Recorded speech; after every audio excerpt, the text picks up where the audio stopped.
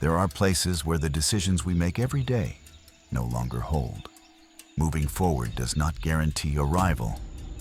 Sometimes, stopping at the right moment is the only way to stay alive, not because the environment is hostile, but because it simply does not operate according to our rules. For generations, we have lived under the assumption that we are in control, that we understand it because it rarely demands our full attention. That sense of certainty only lasts as long as everything behaves as expected. Beyond that point, reality delivers immediate consequences, with no room for adjustment. But what truly happens when you keep moving forward without knowing whether the next step is the right one? Until you suddenly realize there is no way back? Welcome to CronoPlanet. Today, we will journey through 8 real communities that live side by side with some of the most dangerous creatures on Earth, in places where a single wrong decision offers no second chances. Communities that do not seek dominance or displays of strength, but aim to reduce every possible margin of error. If you want to understand how human beings adapt when certainty disappears, subscribe and turn on notifications so you don't miss what comes next. Stay until the end, because the final place we will visit is not only about survival, but about something we all believe we possess, until it is taken away. Our journey begins where observation is no longer enough. A place where, without realizing it, the land has already clocked you. 1. Waorani. When the forest decides who is being watched, the Amazon rainforest does not open itself to the visitor. It closes. The canopy filters the light until it becomes scarce. The air is dense and humid, and the ground gives way under every step, layered with decomposing leaves. Sounds are present, yet difficult to identify. Insects, distant birds, cracks that reveal nothing of their source. Within this territory lives the Waorani people, in the heart of the Ecuadorian Amazon. For them, the forest is not a static backdrop. It is a living system that reacts to every disturbance. Before moving forward, the forest is read. The condition of the soil, recent signs in the vegetation, even the air itself. A barely perceptible trace can completely change the plan for the day, because it signals that someone or something has already passed through. Daily life is organized around this certainty. There are days when movement simply stops, not due to lack of need, but because risk has been clearly identified. Not every route is viable. Certain paths are consistently avoided because they cross areas frequented by large predators. They are not marked or signposted. They are known through experience and through what has happened before. Walking in a straight line saves time, but leaves evidence. Progress therefore means choosing longer routes in exchange for lower predictability. The jaguar represents one of the clearest limits of that risk. Not because it is easily seen, but because it is rarely detected in time. It does not pursue openly. There is no warning. It moves in silence, precise, deliberate, and perfectly timed. When it appears, the distance is already too short. What matters is not what is visible, but subtle disruptions. Birds falling silent, areas where activity suddenly fades, silences that do not belong. In this same territory lives another, far less known creature, yet equally revealing. The jaguarundi. Unlike the jaguar, it moves during the day, in silence, and is rarely seen. Here, it serves a different purpose, confirming that the forest is active even in full daylight. For those who understand the rainforest, the true danger is not the attack itself, but knowing it has already been there, without leaving clear signs. The forest imposes other constant trials as well. Venomous snakes hidden beneath the leaf litter, invisible until the mistake has already been made. Insects such as the Amazonian botfly, whose larvae can cause serious infections once they penetrate the skin. Uneven terrain where a fall can become a serious problem with no immediate help available. Each day demands preventive decisions. Certain areas are avoided once night falls.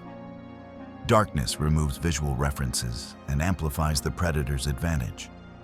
As a result, some sections of the forest simply cease to be used. Even rest follows this logic. Sleeping areas are chosen not for comfort, but for their ability to limit unexpected approaches. Sleeping too close to animal routes increases risk. Beyond physical danger, there is constant discipline, reducing any signal that might reveal one's presence. Not because the forest is an enemy, but because every action alters the balance. For the Waorani, the jaguar is not an enemy to be eliminated. It is a territorial force that defines clear limits. Understanding this reshapes how space is inhabited. Exposure is reduced, attention sharpened. Our relationship with the environment is often different.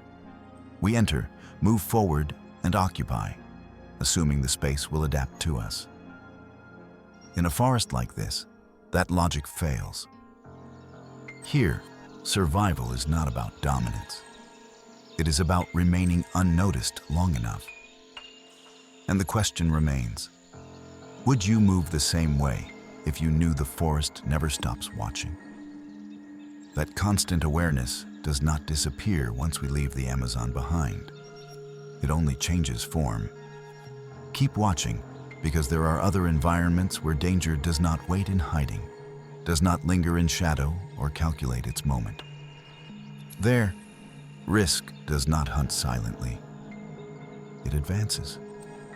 And when it does, there is no time to interpret subtle signs. Agastino Kalbrikaska Kuritu. Nobatakal Sagi the forest that moves. Imagine walking through a place where nothing seems to move. Everything suggests calm. But that calm does not mean safety. It means you have not yet learned how to read what moves without sound. The Congo rainforest is not a stable place. It is always moving. Vegetation is dense, enclosed, continuous. The ground gives way beneath layers of wet leaves and mud, while the air feels heavy, saturated with heat. Visibility here is minimal, and movement is not always detected in time. Everything appears still until it no longer is. For the Baka, this forest is more than a place to live. It is an active system capable of shifting abruptly, without warning. Danger does not always arrive with intent. Sometimes, it simply breaks through. African forest elephants, a species distinct from savanna elephants, move along ancient routes. Invisible corridors trace long before any human presence. They do not seek confrontation. Their behavior is not predatory. They simply move. And when they appear at close range, their size and weight turn the encounter into an emergency. Unlike other large animals, a forest elephant does not need to charge or accelerate to be lethal. Its steady advance within a confined space leaves only one option: step aside in time. Buffalo push through vegetation with unstoppable force. They do not flee. They do not attack deliberately. They continue. Other animals cross the territory without warning, though they rarely pose the primary threat. Here, the greatest danger is not silent hunting. It is mass in motion. A forest elephant can emerge less than 10 meters away without warning, and at that moment, neither experience nor human strength alters the outcome. For this reason, attention is not focused on searching for animals, but on reading the forest itself. Broken branches at specific heights, flattened vegetation in directions unrelated to the wind, almost imperceptible vibrations beneath the feet. These signs do not speak of intention. They reveal trajectories. Here, silence is not reassuring. It is a warning. It may indicate that something large is moving without apparent friction, following a path that cannot be seen, but exists. Daily life among the Baka is organized to avoid intersecting with that movement. When the forest shows signs of recent activity, progress stops. There is no investigation, no waiting for confirmation. Retreat is immediate. Knowing when to withdraw without hesitation is essential to survival. Here, persistence is not courage. It is a miscalculation. Survival is not about resisting the force of the environment, but about yielding space at the right moment. This shapes every daily decision. Routes are adjusted, areas are abandoned even after years of use. Even places that once provided food are left behind without debate. The group moves with flexibility, adapting to what the forest signals at any given time. There is no concept of conquering territory, only of avoiding the wrong place at the wrong moment. For the Baka, survival is not understood as constant struggle, but as a silent negotiation with the land. Here, survival is not resistance. It is yielding space in time. Now we enter a place where that option no longer exists. Because the next danger does not move among trees, leaves no visible traces, and cannot be avoided by walking away. It comes from the water. Astabao 3, Naitahara. Where the sea also hunts, the coastline appears calm. The water moves gently, waves break without force, and the surface reflects the sky. From the outside, nothing suggests urgency. Here, the sea's calm is not a guarantee. It is an incomplete reading. The Agta live between forest and sea, across different coastal regions of the Philippines. For them, the boundary between solid ground and open water is never stable. The sea changes, even when it seems still. For those unfamiliar with it, danger arrives without warning. Currents that suddenly shift direction, areas where the color of the water subtly changes, moments when the surface becomes unnaturally quiet. Yet not everything dangerous announces itself through movement. In these tropical waters lives one of the hardest marine creatures to detect, the box jellyfish, among the most venomous ever recorded. Its presence has been documented across the Indo-Pacific, including coastal areas of the Philippines. Unlike other jellyfish, its body is almost entirely transparent. It casts no visible shadow. It causes no noticeable disturbance at the surface. It drifts slowly, carried by currents that are not always visible from shore. Its long, delicate tentacles can extend several meters and are lined with microscopic stinging cells capable of injecting venom upon contact. The encounter does not feel like a bite or an attack. In many cases, the affected person barely notices an initial brush.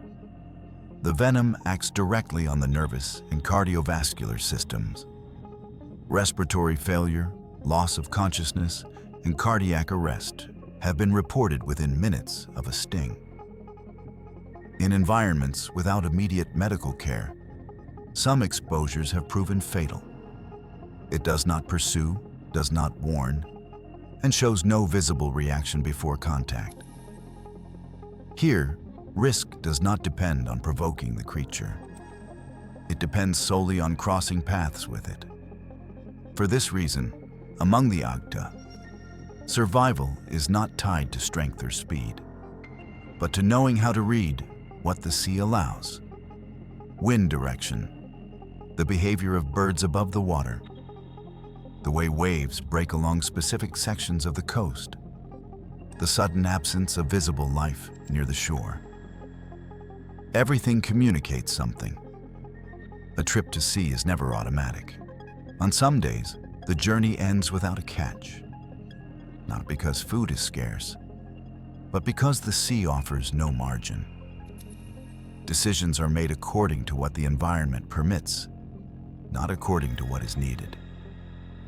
When the signals do not align, they return. Even if the day appears perfect and the water remains calm, the sea, which may provide sustenance for hours, can change without obvious visual signs. Living in this environment requires constant attention, even during moments of apparent tranquility. Because danger does not always appear as a direct threat, here, water is not controlled, it is respected. After the watching jungle and the advancing forest, the sea seemed to offer distance, a risk that could be read, a threat that, with care, could be avoided. But what you have seen so far is not the most demanding, because there is a place where danger no longer floats, advances, or hides. It remains. It shares the same ground, the same space, and the same night. Here, survival is no longer about interpreting signs, but about maintaining constant vigilance. 4. Maasai, living under the predator's gaze. Pause for a moment and imagine a territory with no refuge. The African savanna is open, vast, unobstructed. The horizon stretches in every direction, and visibility offers no protection. Here, everything is visible, and everything can see you. Maasai life unfolds in a landscape where large predators are not an occasional threat, but a constant presence. Lions, hyenas, and leopards move through the same spaces, follow the same routes, and share the same activity cycles. Unlike the jungle or the sea, danger here does not hide. It remains exposed, impossible to ignore. Cattle sit at the center of Maasai life. They define the rhythm of the day, the structure of the group, and the relationship with the land. But they also introduce permanent tension, because where cattle gather, the predator observes. The lion is not only strength, it is strategy. Before attacking, it remains motionless for long periods. It studies routines, recognizes patterns, identifies distractions, mistakes, moments of weakness. It does not act on impulse. It evaluates. When night falls, the logic of space changes. Vigilance does not disappear. It transforms. Enclosures are reinforced, positions are assigned, and attention is distributed across multiple members of the community. The goal is not to drive the predator away, but to anticipate its movement. Sometimes, a single detail, a sound, a scent, a shift in the wind, is enough for the lion to stop observing and begin calculating distance. When that happens, everything is decided quickly. Seconds to correct or to lose the cattle. Mistaking stillness for retreat is one of the most dangerous errors. Here, running is not always the solution. A sudden movement can trigger pursuit. A misjudged reaction can turn a stable situation into an immediate threat. For this reason, coexistence does not mean lowering one's guard. It means maintaining it without interruption. Community organization is essential. No one keeps watch alone. Decisions are made collectively, because an individual mistake can disrupt the balance of the entire group. Vigilance is not a heroic act. It is a shared responsibility. The lion is not viewed solely as an enemy. It is a constant presence that enforces order, reinforces discipline, and demands coordination in every movement. Here, survival does not depend on hiding or fleeing, but on staying alert in a landscape where disappearing is not an option. Each night endured reaffirms a fragile balance, never permanent, never guaranteed. The savanna does not forgive distraction, and the predator does not need to surprise. It only needs to observe long enough If you are still here, you have already crossed places where danger takes different forms. It may hide. It may advance without warning. That changes something essential. You no longer read the environment the same way. If this journey is changing how you understand risk, stay with CronoPlanet. Because from this point on, danger no longer stays at a distance. It does not simply observe. It shares the same space, the same ground. And the next community does not live facing the predator. They live alongside it. 5. Hadza. When the predator shares the land, this territory is not defined by visible boundaries. It is an open, shifting space where humans and large carnivores use the same paths, the same hunting grounds, and the same resources. There is no clear separation here between their place and ours. Living alongside lions, hyenas, and leopards is not an occasional event. It is part of everyday life. Hunting and gathering take place without a clear division between human activity and animal activity. Every movement means accepting that something else has passed through before, or may still be there. Danger does not remain at a distance, nor does it concentrate in a single location. It appears and disappears according to the logic of the land, not human intention. For that reason, attention is not fixed on a single sign, but on the relationship between many small elements that, on their own, would mean nothing. Overlapping tracks, footprints that do not match the time of day, subtle changes in the behavior of other animals. Nothing is interpreted in isolation. Everything is read together. Among all the predators sharing this territory, one introduces a different kind of threat, less visible and more unsettling. The spotted hyena. This animal is not merely a scavenger. It is an active, social, and highly intelligent predator. It lives in complex clans, maintains stable hierarchies, and shows a remarkable capacity for memory and learning. It remembers routes, associates human routines with opportunity, adjusts its behavior based on accumulated experience. In regions where humans and hyenas coexist for generations, observations show that these animals alter routes and schedules to align with predictable human activities, such as recurring campsites or hunting remains. Here, danger does not come from an immediate attack, but from the moment a predator recognizes a human pattern. For this reason, among the Hadza, constant movement is not escape. It is anticipation. Not because the land is exhausted, but because staying too long increases the risk of being noticed.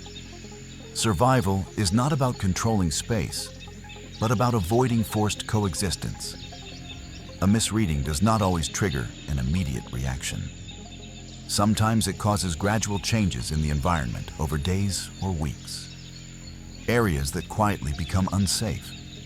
Routes that are abandoned without explanation. Caution is not a reaction to fear.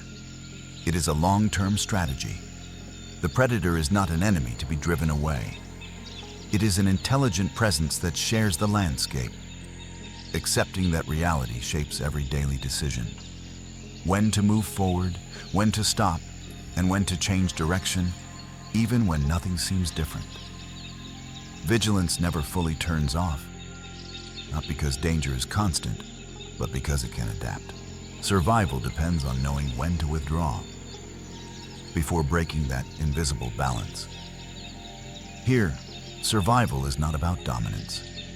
It is about not breaking the agreement. And if you believe that balance cannot become any more fragile, wait. Because now we enter a territory where danger is not anticipated, not announced, and leaves no recognizable traces. A place where threat does not arrive through movement, but through what suddenly is no longer there. Thekix Pinan, the danger that leaves no trace. Welcome to the jungles of Borneo. Here, threats do not always reveal themselves. At times, they vanish entirely, until it is already too late. The landscape feels dense, humid, and deceptively stable. Vegetation covers everything, the ground appears solid, and the environment conveys a false sense of continuity. There are no obvious signs of immediate danger. Yet in this place, the absence of warning is not calm. It is uncertainty. For the Penan, risk rarely confronts you directly. It does not roar or burst forward with visible force. Instead, it blends into everyday life. Each day begins with decisions that are not always recognized as such. Where to walk, which paths to avoid, how long to remain in one area before moving on. Nothing is left to chance, because here mistakes do not disappear. They accumulate. Within this jungle, radically different threats coexist just centimeters apart. Some plants heal, others poison when misidentified. Certain insects transmit serious diseases with a single bite. And above all, there are predators that do not need to move in order to be lethal. Among them are pit vipers of the genus Trimeresurus, commonly known as Asian pit vipers. These arboreal snakes possess extraordinarily precise camouflage. Their green coloration merges seamlessly with leaves, branches, and vines, even in full daylight. Rather than pursuing prey or signaling their presence, they remain motionless for hours, often positioned at hand level and sometimes at face height when branches are pushed aside. They wait for distance to close on its own. The strike is fast and defensive. In an environment without immediate medical care, a poorly managed bite can lead to severe complications. Local necrosis, secondary infections, or systemic reactions. For this reason, among the Penan, walking is not only about moving forward, it also requires constant attention to what exists above the body. Low branches, hanging vines, leaves that remain unnaturally still. Watching the ground alone is not enough. One must read what hangs overhead, what cracks under pressure, and what remains motionless when it should move. A bitten leaf, an insect appearing out of place, a barely perceptible change in ground moisture. None of these point to a single threat. They signal that the balance of the environment has shifted. Survival here does not depend on strength or speed. It relies on knowledge accumulated across generations and applied in real time. The forest is not crossed freely. Movement follows strict rules that are never questioned. Certain areas are always avoided. Specific times of day are non-negotiable. There are moments when progress simply stops, even when need is urgent. Advancing without certainty in this environment is not courage. It is exposure. Botanical knowledge plays a central role, not only for nourishment or healing, but for anticipating invisible risks.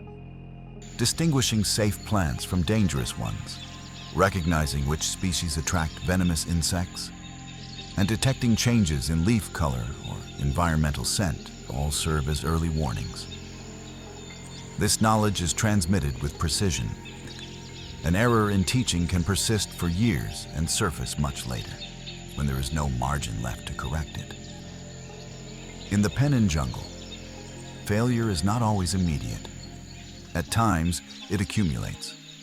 A poorly treated bite, a wound that becomes infected, a misjudged reaction to a familiar plant. Eventually, the situation can become irreversible, with no external help available. Here, there are no second chances. That is why every daily decision is approached with caution. The environment is not forced. Luck is never tested. Prudence is not an individual preference. It is a shared rule of survival. You may now wonder how many of the decisions you make each day would remain valid in a place without immediate assistance, where mistakes cannot be undone. Here, that question is not theoretical. In this territory, knowledge is not an advantage. It is the only real protection, because danger does not always appear visibly, and sometimes it leaves no trace at all. If you believe you have already seen every way a creature can kill, it is because you still assume danger always comes from outside. What lies ahead challenges that idea. We are now moving toward a territory where the threat does not chase, does not roar, and does not announce itself. It remains still, perfectly camouflaged, and reacts only when the body comes too close, a hand, a branch, a single misjudged step. Etelarim, D7, Dani, where danger waits beneath your feet. The highlands of Papua do not announce danger from afar. Here, the land rises, grass blankets the ground, and visibility breaks apart at ground level. At first glance, the landscape appears stable, almost silent. Yet that silence is not calm. It is concealment. The Dani inhabit an environment where one of the most dangerous creatures does not run, does not pursue, and does not need to reveal itself. It remains still. It waits. These regions are home to venomous snakes of the genus Acanthopus, commonly known as death adders, masters of camouflage. Their bodies replicate dry leaves, compacted soil, and flattened vegetation with extreme precision. Unlike many other snakes, they do not flee when humans approach. There is no warning, no attempt to move away. By the time they react, distance has already collapsed. Their strategy relies not on speed, but on human error. Danger here does not approach from afar. It emerges precisely where the foot is placed. A single misjudged step, a minimal movement out of place, and the margin for reaction vanishes. A death adder's bite is fast and defensive. Its neurotoxic venom can cause progressive paralysis and respiratory failure if treatment is delayed. In an environment without immediate medical access, that risk intensifies. For this reason, movement among the Dani is never automatic. Every step demands constant attention to the ground immediately ahead. Feet are never placed blindly. High grass is not crossed at speed. Areas where vegetation accumulates or the soil remains damp are avoided whenever possible. Not by habit, by experience. Prevention here does not mean watching the horizon. It means reading the ground. Walking requires awareness of each footfall. Stopping involves scanning the surroundings before sitting. Even rest is planned to avoid places where a snake could remain hidden. Death adders do not strike out of aggression. They react when their space is invaded. That turns human error, stepping, touching, moving too close, into the true trigger of danger. Coexistence is not built on eliminating the animal. It is built on avoiding the encounter, slowing down, choosing longer routes with clearer visibility, accepting that less progress can mean longer survival. In this environment, survival is not about overpowering the land. It is about recognizing that danger is already present, even when it does not move. Here, risk makes no sound. It does not chase. It does not advance. It waits. And just when we believe we understand every way a creature can kill, ambush, pursuit, brute force, one final strategy remains. There is a place where the most dangerous creature is neither confronted nor avoided at a distance. A territory where the only possible defense is never being detected. Because the next community does not live alongside the predator. It has learned to disappear before it is ever noticed. Prepare yourself. We are about to enter a place where survival no longer depends on seeing danger, but on leaving no trace at all. 8. Mashco Piro. Living where the predator never leaves. There's a kind of danger that cannot be confronted. Not because it is invisible, but because it is a permanent part of the land. It does not come and go. It remains. In a remote region of the Amazon, between Peru and Brazil, the Mashco Piro inhabit an environment where humans and large predators share rivers, forest paths, and clearings. Here, risk is not exceptional. It is routine. Within these forests are creatures capable of imposing limits without warning. Jaguars follow invisible routes through dense vegetation.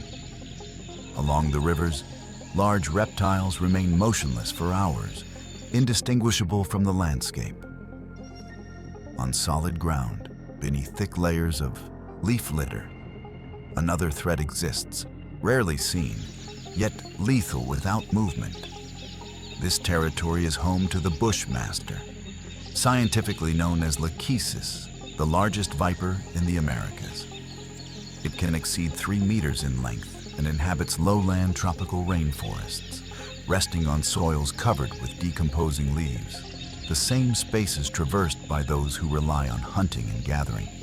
Primarily terrestrial and nocturnal, the bushmaster feeds on small mammals such as rodents, abundant in humid undergrowth and near watercourses. Hunting does not involve pursuit. The snake waits. It may remain completely motionless for extended periods, perfectly camouflaged. Its body pattern breaks the outline and removes clear visual references. Light vibrations do not trigger retreat, nor does it move to avoid contact. When it strikes, the response is defensive and occurs at extremely close range. Its venom is among the most complex on the continent, combining hemotoxic and neurotoxic effects that can cause internal bleeding, local necrosis, and severe coagulation disorders. Documented cases of serious envenomation exist across the Amazon, with high mortality rates when antivenom is not administered in time.